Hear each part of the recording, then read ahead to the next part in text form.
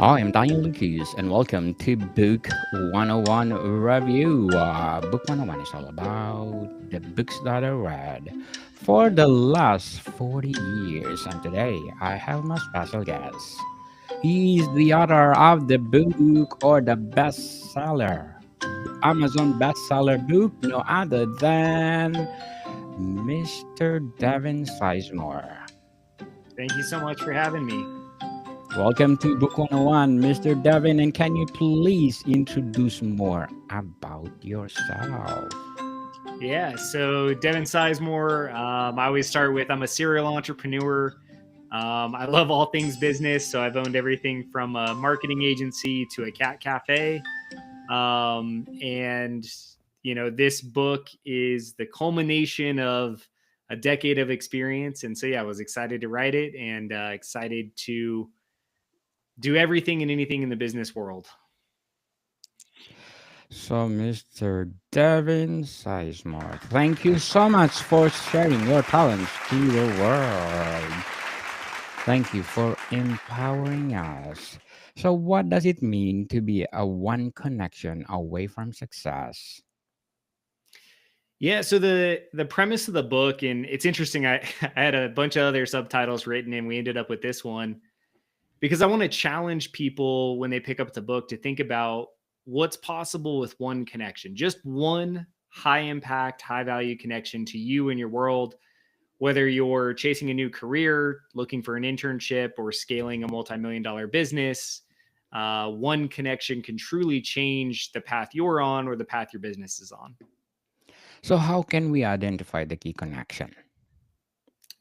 Yeah, so part of the art of it is not identifying the key connection, which sounds counterintuitive, but it's really the premise of the book is there's value in every relationship and there's value in every connection that you make. And so often when people are networking or building their relationship, they're so narrowly focused on chasing prospects or chasing one specific type of connection instead of being open to all the connections. And what I found over the years, the clients I've worked with, the companies I've worked with, is you never know which one of those connections is going to unlock something bigger than you probably can imagine. How can building a meaningful relationships contribute to personal and professional growth? Yeah. So I love the quote, right? Your net worth is your network. And it's so true in having a high value network. And the key there is your network needs to be full of people who know, like, and trust you and believe that you add value to them. If that's the network that you surround yourself with, then as you're growing on your path, your career, your journey, your network can provide value back to you. So, again, whether that's a service that you need right now, a special opportunity, a new job, a new client, a new strategic partner, whatever you need, if you have a really warm network, it can help produce that faster and probably in a better way than you could get if you just went and did research on your own. Definitely. So, people, you need to connect. So, what are the essential qualities of a strong, impactful connection? Yeah. So anytime you're connecting with someone, there's kind of two ways to answer this. One is when you're connecting with someone, and one is when you're connecting others. And so when you're connecting with someone, it has to be a conversation about them. So often people rush to talking about themselves or selling their product or service or promoting their thing. But if you want to build real and genuine connections, then you need to ask questions, be genuinely curious, and listen to the other person. And then following that conversation, you need to add value, right? So you need to make additional connections. You need to provide resources. You need to add value to that person that has nothing to do with your product or service. And on the making connections side, you have to make sure that you're edifying the people you're connecting. So both parties are feeling confident in who they're meeting. And you have a very clear sentence that explains to both parties why they're connecting or why they should be connecting, so that both parties are confident in who they're meeting and have real transparency in why they're meeting. And if you can accomplish that as you're making connections, both people are going to feel a lot of value from you, which will then help deepen your relationships with those individuals. Mr. Devin, beautifully articulated. Well done. So, how can individuals identify and approach people who align with their goals and values? Yeah. So when it comes to building network, there's two things to focus on. There's building your new network. So that's new relationships and new contacts. And then there's leveraging your existing network. And leveraging your existing network is really exciting because everyone listening has people, right? If you pick your phone up, there's contacts. If you're on social media, you're connected with people. The problem is you're probably not nurturing those relationships to get value. You're only leaning into them when there's an emergency or when you need something. And so the first thing is you've got to nurture. You have to actively work the network you have because there's so much untapped potential there. And so what I recommend everyone does is the kind of the quick action exercise. We talk about it in the book, but it's something you could do listening to this is reach out to two, three, four people in your network and send them this email. Hey, Daniel, it's been a while since we last connected. What's going on with you? Anything new and exciting in your world? Any new challenges? Hey, I'd love to grab a time to catch up with you so that I could make some connections for you. Here's a link to my calendar. I look forward to connecting. All we're doing with that is checking in. We're asking specific questions about the person. We're inviting them to a meeting where we then can collaborate and explore how to help them. And what it does is it helps us re engage our network. Then we can get into a meeting and we can have a dynamic conversation where we're asking questions, learning, adding value, doing all the things we've sort of already talked about. But we have to reach back out to our network and engage it and restart the conversation. Certainly. So, what role does networking play in creating opportunities for success? Yeah, so I love this. It takes time, energy, and effort, right? And so everyone wants to understand, like, is this something I should actually put time into? And I like to answer this two ways, which seems to be a theme today, is the contrasting of two things. But the first is just statistics. And so if we look at the month of January, just for myself, using the system talked about in the book, I had 52 meetings with people that were new people to my world. I made 98 outbound connections, connecting other people. So that's actually double that, right? But that's 98 connections, 27 inbound connections, seven of which were perfect prospects ready to buy my product and service. All of those statistics are with zero cold calling, zero outreach, zero networking. That is just using the system with my network. And so statistically, it produces and performs. And then if we look at the bullets, in the book, I have a bullet list of crazy things you can get from using the system. And those are everything from an internship at your desired company. If you're a college or younger person listening to this, it's a six-figure job opportunity with no competition because of how well positioned you are with your network. It's a 7, 8 figure business opportunity that you didn't know exists. It's saving money on traveling, right? Free hotels or free Airbnbs because you know people who have properties in the places you're traveling. It's better experiences or exclusive experiences because your network trusts and values you. So they invite you to things that other people can't get to. All of these things come down to having a really well dialed in network that knows, likes, and trusts you. So, Mr. Devin, how can someone overcome fear or hesitation when reaching out to influential connections? Yeah. So I love to empower people when you're networking or reaching out to do a couple things, a few things. So, first, stop selling. So, when you're connecting with someone, especially if it's a colder outreach, make sure you're doing an educated connection. So, if I'm reaching out to Bob because I think Bob and I could have a really aligned conversation, I've looked at his LinkedIn and I'm going to send him a message or an email. I want to do it in an educated way. Hey, Bob, I was on your LinkedIn and I saw you're involved with blank or you're doing this thing. And that's really interesting to me. And I'd love to collaborate or have a conversation about that because I think we could collaborate or I could add value to that, or I think there's an aligned conversation. So if you're going to do cold outreach, make sure it's highly educated and it's aligned with things you already know about the person. And again, you're not selling. You're talking about, hey, I can bring value to you this way, or I want to talk strategically. Because the goal is just to get on a meeting. You're not going to hard sell them in the first touch. If you're at a networking event, then I recommend you take all the pressure off yourself. First, congratulate yourself for scheduling the event. Second, give yourself a pat on the back for walking in the door and getting out of the car, right? That's an accomplishment, right? You committed to it and you actually showed up. And then next, take all the pressure off. Just meet people. Don't set a quota. Don't be chasing the one client in the room. Just go in there and have open conversations. And if you're really stuck, you can ask the same set of questions every time and empower yourself with confidence that way. But I think people need to take the pressure off when they're networking. They set expectations so high. And in reality, you need to just show up, be genuine, and ask some questions. We'll deal with the follow-up and booking a meeting later. So a couple tips, again, whether it's networking or whether you're doing cold outreach, some things to consider and think about. So, what strategy can be used to nurture and maintain professional relationships over time?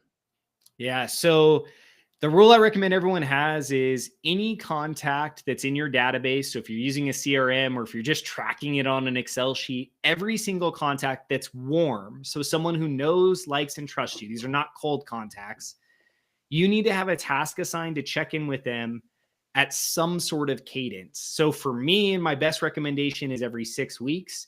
And every 6 weeks, they're going to get that fast action check-in email that I already shared, right? How are you doing? Anything new and exciting? Any new challenges? I look forward to hearing back from you. And you're going to continue to send that email check-in every 6 weeks or whatever cadence you choose forever, because that's what gets your network re-engaged. In a real-time example, I received a response yesterday from someone in my network saying, hey, I made a pivot in my business. This was my pivot. Today, I met with someone who's super well aligned with that pivot that person shared with me. So I just finished sending a connection email between the two parties. That connection email was only possible because the person replied to me yesterday and was engaged in conversation. And now I'm able to impact both people and follow up with them in the future to ask how that introduction went. Great. Awesome. So, how does giving value to others help in expanding one's network and creating a lasting connections? Yeah. So it is one of there's 5 core principles, and one of them is always add value. You have to be focused on others and you have to add value without selling your product or service. And so that adding value is the connections, right? So if I meet you and can make 2 or 3 connections that help move you down whatever path you're chasing, that's an instant value to you and a value to the 3 people I'm connecting with. So it has an exponential growth. And so when we say add value, so many people are like, oh, my product or service adds value. Yes, it does if they raise their hand and tell you I'm interested in that. But genuinely, we want to just focus on adding value through connections or providing resource, YouTube videos, additional information. So again, we're positively impacting the world. That way, when we ask for something, those people are more inclined to say, yes, Devin, I'd love to help you, or I'd love to make a connection to you because I've already done that for them. I've trained them to do what I want, and I've added more value to others than they've given to me, which allows me to be able to ask when I need something. So, Mr. Devin, how can someone leverage their existing network to create new opportunities? Yeah. So the biggest thing when you're leveraging your current network is changing your ask. And what I mean by that is often when we go to our current network, we ask them for something so specific and so targeted. In the business world, that tends to be the client, right? This is the exact type of client I'm looking for. Could you please send me a referral? The issue with that mentality is you're asking someone to connect you with someone that's going to be sold. And so a quote that I always say is everybody wants to buy, nobody wants to be sold. And so stop going to your network with these really specific asks where you're trying to position them to send someone to you to be sold. Instead, go to your network with a different ask where you're asking for connections to referral partners or strategic partners who have access to your ideal clients. So that may sound like me saying, hey, you know what? I'd love to connect with business coaches, because in general, business coaches are working with a lot of businesses that are ideal clients for me. So we usually can collaborate and add value to each other's worlds. Now it's easy to connect me with business coaches because I'm not selling the coach anything. We're connecting to collaborate. So that's my biggest shift is nurture your network first. You're probably not doing that effectively, But second, if you're asking them for anything, ask for something that's way easier for them to deliver on than this perfect prospect that's going to be sold. So, Mr. Devin, what will be your advice for those people out there want or they want to start to connect? Yeah, it only takes one connection. So again, don't put so much pressure on yourself to go out there and, do 100 meetings, or do like me and do 52 new meetings in January or 8 new meetings today. Great, you'll grow to that, right? But all you need to do is meet one person, have one good conversation, ask good questions, and add value to them. And we're just going to continue to do that. In the book, I talk about this exponential growth example. So if we can meet one person, if I can meet Amy, right, and I have a great conversation with Amy, and after meeting Amy, I give Amy 3 connections. What happens is I'm training her to give me connections, right? Because I'm showing her what I want to done. And now I have permission to follow up with Amy plus the 3 people I connected her with. So now I have permission to follow up with 4 people. That's 4 people that I'm now talking to that I wasn't talking to before, that now have a potential to reconnect, make connections, send me connections. And so if I meet with one of the 3 because they say, hey, Devin, it's been a while, let's catch up. Great. Now I can take the one person and connect them to 3 more people. And if one of those 3 people raise their hand and says, hey, Devin, let's catch up. Now I can meet with that person, connect them to 3 people. And so just with one person, you probably can get this ball rolling. So, what will be your short term and long term goals in writing? Yeah. So in the writing world, I I wrote a whole other book, and I almost hit publish on it, but I realized it wasn't aligned with what my coaching, consulting, and business kind of focus is right now. And so the connection book was born because that's my focus. It supports the group I have. It supports the work I'm doing. And it is my superpower. It's a unique conversation. The other book is a much more traditional business book with traditional business tools, just presented in a different way. So that book will come at some point. I think that it's a really value packed book. There probably won't be any calls to action. It'll be more of like a true business or personal development book. But I have it. I just got to get around to reworking it and get it through the editing process. So, connection expansion, is there a follow up for this book? There's probably not a follow up specifically for this book, although I may rewrite the book specifically for college kids. That is debatable. I do a lot of presentations at colleges, and I think that what's in the book applies to everyone, whether you're a college student or a billionaire. But I think there's some specific language and techniques for college students that would be impactful when connecting to their professors, connecting for internships, or starting a career. And so I may rework the book to have more specific examples for that demographic, because I'm super passionate about helping college students grow faster and get further ahead in life. So, how can failures or setbacks in past relationships inform and improve future connections? Yeah, so you're gonna have a lot of rough, rough relationships. It's a very real part of it. The first thing I'm always paying attention to is someone a taker? And so what I mean by taker is, are they someone that every time you meet with them, they're either taking energy or asking for something, yet they're not giving you anything? If that's someone you're meeting with, you need to be very careful in how often you're around them and how frequently you're engaging with them, because to build a powerful network, you need a network full of givers and people who positively impact you, whether that's energy, relationships, connections, monetarily. And so if you think back about relationships where you were uncomfortable or your gut was telling you something's off, I would ask you to look at, like, were they a taker or a giver in your world? And if they weren't a giver, let's make sure that we're really focusing our time on developing those relationships. And if someone's a taker and they're always just either negative or pulling from you, okay, well, then let's not nurture quite as much and let's not engage quite as much, right? But if you see a trend where people are taking advantage of you, that's also something you need to pay attention to, because again, you're probably building a network of takers, not a network of givers. So, Mr. Devin, how do collaborations and partnership enhance success, life, and business? Yeah. So I'm a huge advocate for strategic partnerships. A great example of this is I've got a great partnership with a speaking coach. I do a lot in the writing publishing world, and he sends us 1 to 2 introductions a week with people that he's doing speaking or podcasting consulting with, and they don't have books. And so it's such a good conversation because we can talk to them about, like, hey, how could a book positively fit into your marketing stack and elevate your presenting and get you bigger speaker fees and all these other things. And so he continues to send me qualified prospects all the time. And on the back end, when we're working with authors, he's brilliant at helping you craft your speech, book more stages, and be a better guest on podcasts. So it's mutual. Every week when our authors are publishing their book and their books go live, I can then go to him and say, hey, this author just went live. They want to be on more stages. Can you help? And so we're able to continue to add value to each other's worlds every week in a positive way that actually has a monetary benefit. By the end of this year, that relationship, both directions, will be a multi six-figure relationship. Definitely.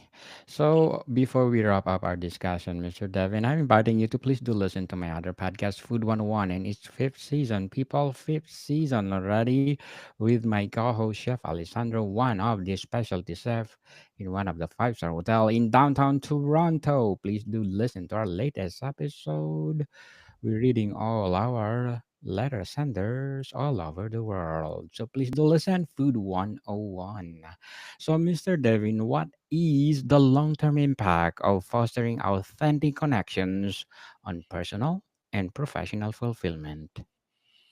Yeah. So my mission is to positively make 1 million connections in my lifetime. And I want people to really slow down and think about that.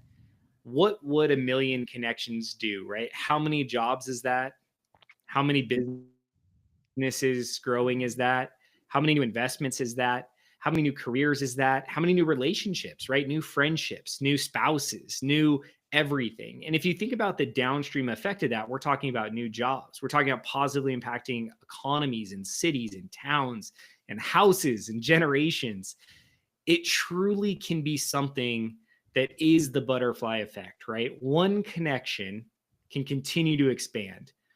I had an amazing meeting today with one lady. We just scheduled a podcast, an event, some other stuff.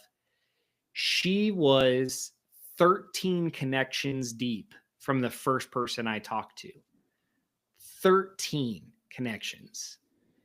And you just never know, right? When I met the first person, do you think I had a clue that 13 people connecting us would have led to her? There's no way. Yes, So that goes back to what the subtitle on the book. You're one connection away from massive success in your life and business. You don't know what that one connection is. I challenge you to be open to it and be curious so that that one connection can happen for you. definitely. Mr. Devin Sizemore, Amazon best-selling author, thank you so much for sharing your talents to the world. And can you please invite our listeners to support your book? Yes, please. Amazon connection expansion. Please, let's support Mr. Devin Sizemore because if you support him, more empowering books like this to come. So, Mr. Devin, thank you for your time. Thank you so much. More to come, people. See you soon.